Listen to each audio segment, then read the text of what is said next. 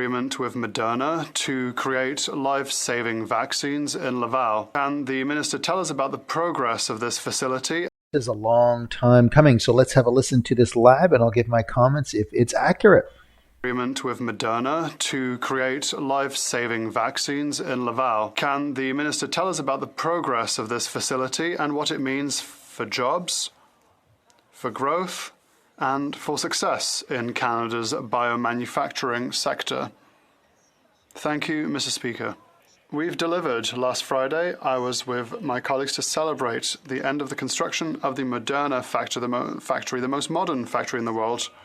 It'll be here in Canada, produce 100 million vaccines. Mr. Speaker, this is great news for Laval, and excellent news for Montreal, excellent news for research, and excellent news to make sure that we continue to be at the forefront of scientific progress in the world. Is this true? Let's check. With a flair for the futuristic, Moderna's latest marvel in Laval is gearing up to arm Canadians with COVID-19 vaccines by fall 2025. Jer Collins, Moderna's wizard of operations and quality, unveiled the plant's readiness during a celebratory lap of the new facility. This RNA vaccine powerhouse is set to churn out a staggering 100 million doses yearly, marking a colossal leap in homegrown healthcare innovation. Back in April 2022, the feds inked a deal with Moderna, planting the seeds for this $250 million beacon of hope in Quebec.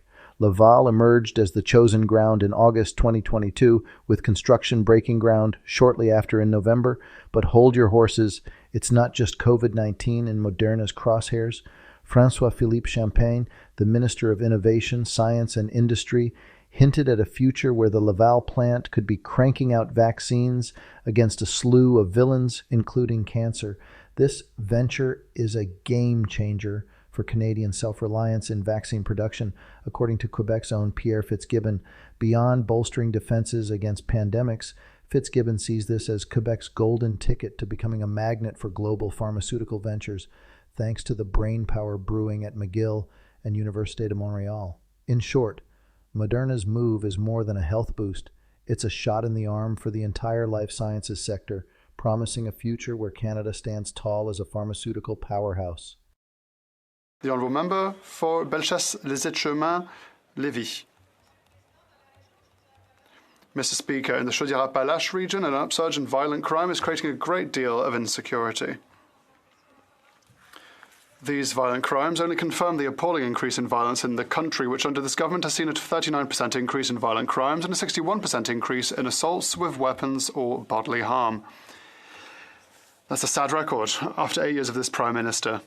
When will he reverse his laxist policies on crime and send criminals to prison where they belong? The Honourable Minister for Justice. I appreciate my colleague's question.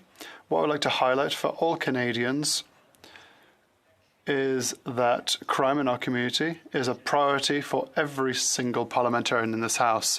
That being said, with Bill C-48, which has just been adopted 2 months ago. With that bill, we have been able to target violent offenders that have used a firearm or weapon in their crime. And we will target them in particular so they remain in prison. The Honourable Member for Bellechasse-les-Etchemins, Lévis. Mr. Speaker, the Liberal government's policies allow violent criminals to serve their sentences in the comfort of their own living rooms, courtesy of the Bloc-supported Bill C-5. Another story of this constant blunder has been made public. A teenage girl was lured by an ex-policeman who is serving his sentence at home. This is unacceptable, Mr. Speaker, at a time when violence of a sexual nature has jumped by 71% since this government took office. What does the Prime Minister have to say to the victim who had the courage to speak out and who is seeing this sweet sentence served by her attacker at home? The Honourable Minister for Justice and Attorney General of Canada. Violent and sexual crimes are an absolute priority for our government, and that has been the case since we came to power. With regards to intimate partner violence, we targeted those actions a number of times through our bills, through bails as well, and through other sentencings. With regards to mandatory minimum sentences, we have a complete contrast with the Conservatives when we deal with the overrepresentation of Indigenous and Black communities in our prisons. We have to target that kind of measure. Member, some South Surrey White Rock. Common sense Conservatives will stop the Welcome back to Canada-Wide News. And hey, quick sidebar. I've noticed a bunch of you are lurking in the shadows, uncommitted to my subscriber list. With Trudeau eyeing the internet like it's his personal playground, subscribing is your ticket to never missing the show. I'll keep you in the loop with all the updates.